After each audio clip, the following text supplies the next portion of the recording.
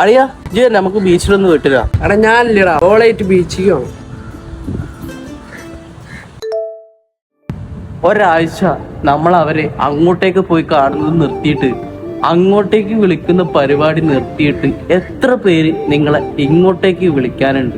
എത്ര പേര് നിങ്ങളെ തേടി വരാനുണ്ട്? ആരെങ്കിലും ഉണ്ടോ? ഇനി പറ, ഫ്രണ്ട്ഷിപ്പിന്റെ മീനിങ് എന്താ? ഇജ്ജ് എന്ത് പറഞ്ഞാൽ നെഗറ്റീവ് ആണ്. ഇജ്ജ് ഫുള്ള് സാഡ്. ഇജ്ജ് എന്തിങ്ങനെ?